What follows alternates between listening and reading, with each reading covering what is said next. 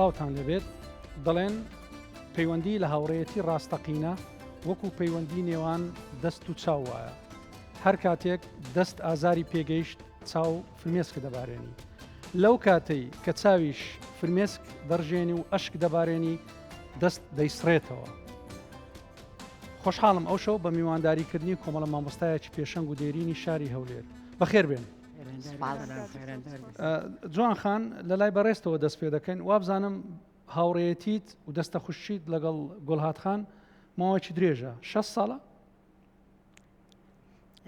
ئەو کاتتان باش دەستخۆشی لە ئەنگۆی بەڕێز دەکەم لۆ ئەو دەرفەتەتان کە بەمەدا زۆر سپاس ئەرێ وەڵڵا بەڕاستی هاوڕێیاتی ڕاستەقینە قەت یعنی دەبی بە ڕاستەقینەبی برادەراتی دەستە خوشتی هاوڕێتی نابی لە بۆ مەسلحەت و لە بۆ ئەوە شتی و هالە کولۆ خۆم حەز دەکەم دەبی لە بۆ هاوڕێشم ئەو هابی کولۆ خۆم هەوڵ دەدەم دەبی لە بۆویش هەوڵ بدەم یعنی هی ڕاستەقینە ئەوەیە دا ئەم بەس مەسلحەتم هەیە لەگەڵ یەکەچی برادەراتی دەکەم دەستە خوشتی دەکەم شتات تا ئیشم تەواو دەبی خواحافیز ئەوە دەبی نە ئەمن ئەو کەسانەی کە برادرە بوویمە لە سەرەتایی حتا لە ئەوەی ڕەوزە پێ دەڵێن حتا هەنکەم بەردەوام یەک لەوانە مامۆستا گولهات لە ساڵی 66ەوە ئەمە حتا هەنکە بەردەوامین برادەراتیمان هەیە و ئەوەیە حتا لەگەڵ دکتۆرە ئاوات هەندێک خزمایەتی ئەوەیە هەر یعنی ئەوەمان هەیە پەیوەندی لە گەیرێکتی نابی پەیوەندێکە ببچڕێتن حتا ئەگەر بەرامبرت شتێکی کرد ئەتوو بەدڵت نەبوو نەک ئەوەی ئەوە بکەیە ئەنی دای بەبڕی بەجارێکی ئەدی ئەو مێژوەی کە پێکەوە بوون هەمووی بەدەقەک بڕواتن ئەدی فەرقەکە چییە ئەوەی کرد غەڵەتەچی کرد ئەمن دەبی نەوعەشی دیکە چونکە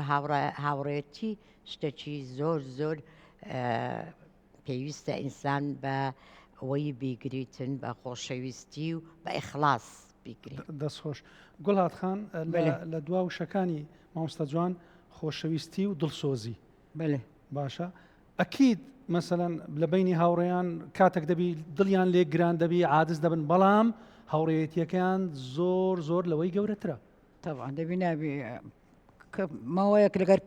لەگەر بووینەوە لۆ شتەچی بەسیط یان شتێکی زۆر لە یەکدری عاجز بینەوە کە عاجزیش بوون دەبی زوو ئاش بینەوە چکە ئەو یادیگاریمان هەیە لەگەری ئەو ڕۆژانە کە پێکەوە بووینە دەبی لە بیر نەکەینەوە لە قەڵاتی ڕابرادەراتێکەکەتان دەستی پێکرد مامۆستا نە لە ساڵی 66 پێکەوە لە فنون بووین لە قوتابخانە فنون لە چێن دەر بە قوتابخانەی فنون مەکتەبی سەلاحەدین بوو لە سەلاحەدین بوو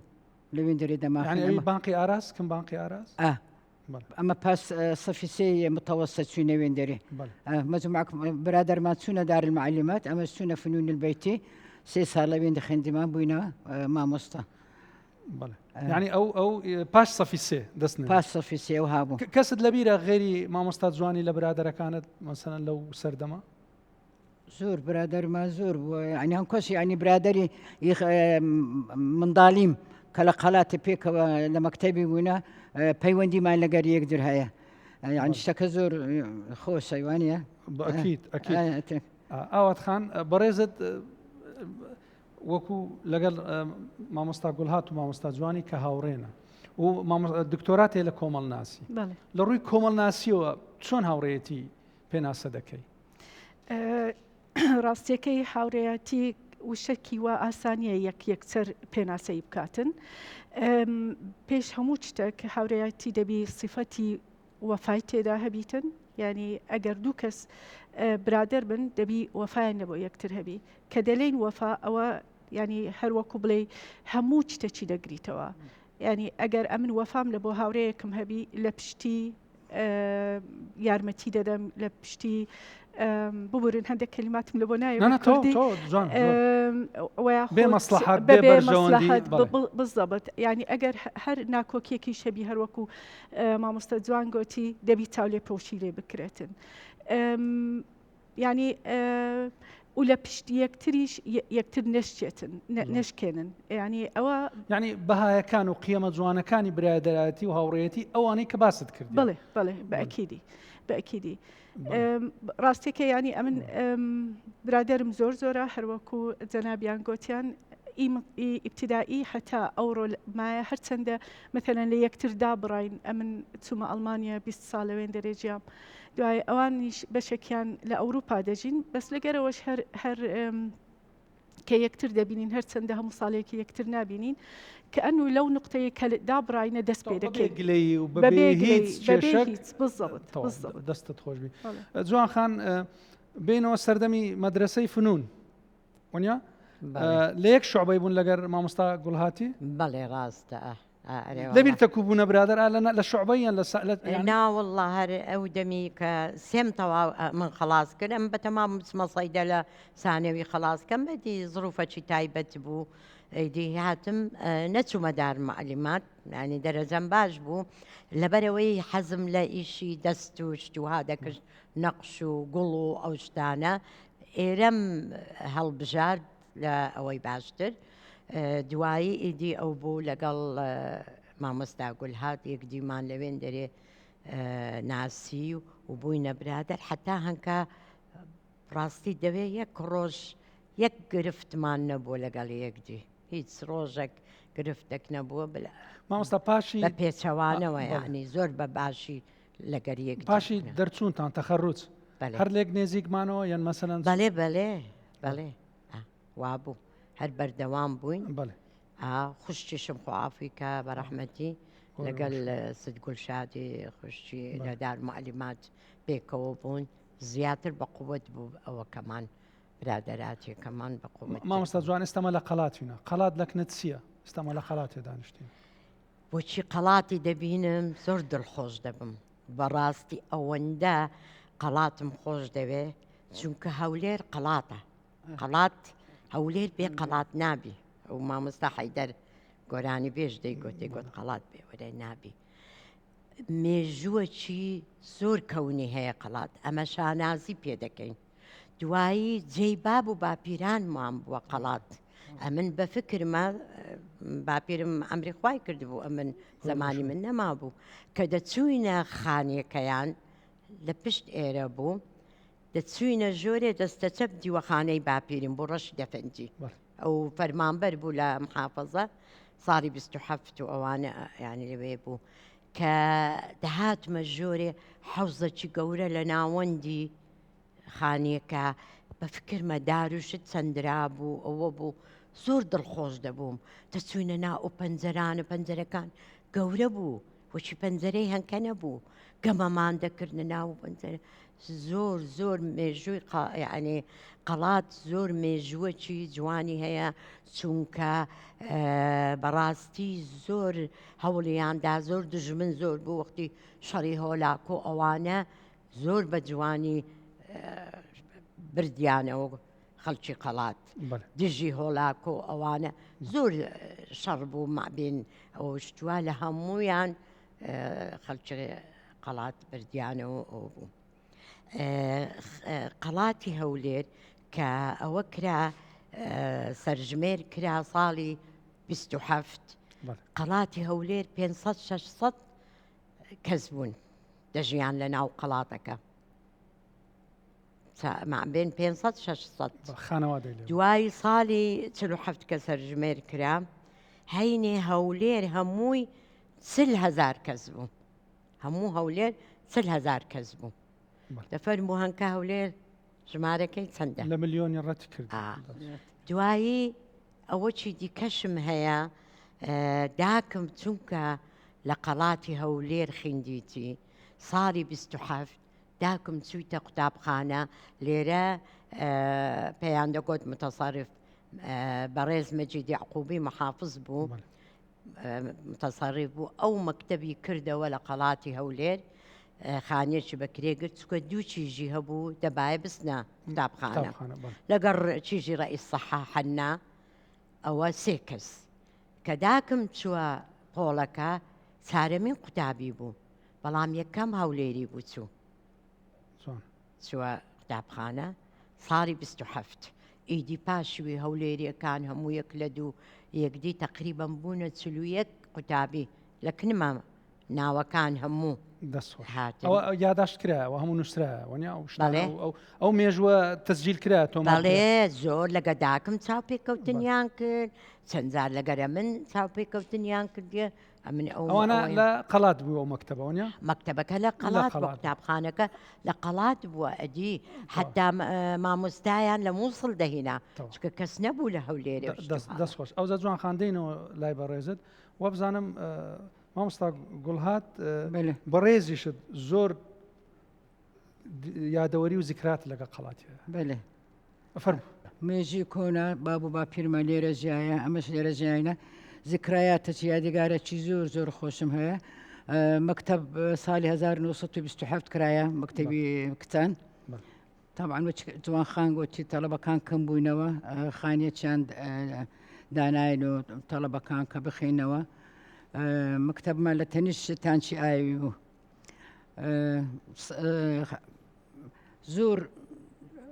ذکرایاتی خۆش بەسەر حەمام هەبوو لە قەڵاتێ ئافرەتەکان دەچوونە حەمامی ئەمەش منداڵ من لەگەریان دەچوینەوە مزگەفتە بوو مستەفسفە کچکە هەبوو لە قەڵاتێ. ئەو باش ساڵی چەند دەکەی مامۆستا؟ ساڵی پەنجایەکان دوایە مەکتەبەکە زۆر کەون بوو ئەمە هاتیینە خوارێت چینە مەکتەبی سەرفین لەوێن دەرێ خوێندمان بەس وەچین لە مالیشمان هەر لە خوارێ بوو ئەمە هەر بە دوو خوشکان دەهاتینە قەڵاتێ ئەو وەختی چار دەرز بوو ئەوم لۆ باسکە یعنی زیکراتی منداڵی بیرەوەری چار دەرز بوو بەێ ئەوم لۆ باسکە چار دەرستان دەخین دەمە زیکراتی ئەو وەختم لۆ بجێر چار دەرسمان دەکرد چار دەرز دەبابێت چنە مالێ ئەمە ماڵمان لە خوارێ بوو فترێک مالی باپیرم بێرە بە دەچن لەوێن دەرە نانمان خوا دەچن دوو دەرسشمان دەکردەوە دەهاتی نەخوارێ مدیرە کەسمان هەم کەس لە بیرمە ڕابی عرەشید بوو سترابی عرەشید بوو ئەوش خەڵکی هەولێرێ بوو بەێ خەڵکی هەولێرێ بوو هەولێری بوو لە مەکتەبێش تەغذیە مەدرسیمان هەبوو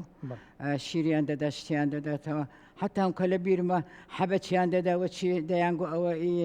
ڕوونی ماسیە لە زستانێش معاونەت ئەوە هات لۆ تەڵەبەی کەم دەرامەت قوماش شتیان دەهێنە لۆ مەکتەبێ پێنجشەمانیش عەلەم هەڵیان دەکردەوە ئەوانی قوتابیەکان کە زیرەگەن دەریان دەهێنا ساڵێ جارە ئیستعرا سەنەوی دەکرا هەموو جڵقیان لێمان دەدووری دەچونە مەلعەبێ لەوێن دەرێ ئەوەمان دەکەن فعالیاتمان دەکردەوە ئیتر هەرەو هەندە دەست خۆش دکتۆر ئاوات بەڕێزت چت لە قەڵاتێ لە بیرە لە دیارەوەریەکە بێگومان ینی ئەمنیش جدورم لە قەڵاتەیە لە لای داک و بابم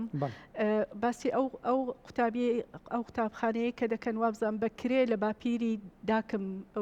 لە داوداغی ئەوە کرایە بەکرێ گرتیتیان و حتا حەمامی ئەوەش داوداغە بە کرێی گرتبوو لە داوداغی یعقوبی ینی ئەو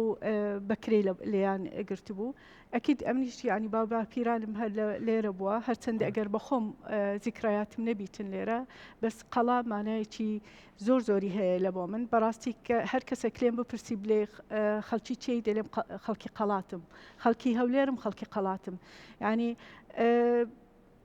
لەوانەیە زۆر کەسیش کە ئەو قسەی دەکەم دەلێت تحەیز دەکەی لە بۆ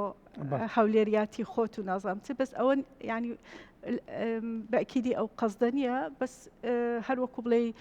فەخورم بەو شتەیە کە ئەمن جدورم لێرەیە دکتۆرە قەڵات بوویتە ناسنامەی 40 ملیۆن کوردی نەکەڵێر بەڵام ئەمەی هەولێری وەکو بڵێن یعنی ئەگەر ڕۆژێت جارێک بە دەوری نەسوڕێن و لە دوور ڕانەی بینین دڵمان ئاوی ناخواتەوە وانە بەس چونکە ئەمن ڕاستێکی 20 ساڵ لێرە نەبووم هەندێک لەوانەیە زیکرایاتمان زۆر نەبیتن لەگەر یەکتر بەس خزمایەتی و خینمان جوان هەندێک زیکرایاتم لەو جێرەوە لەو هاوڕێتی خۆشێ مەسەن لە زمانی مەکتەبێ لە زمانی ئیشێ دواتر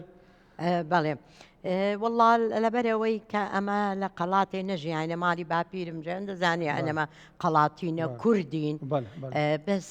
چووکە بابم فەرمانبەر وشتی و حالە هەر لە خوارێ بووینە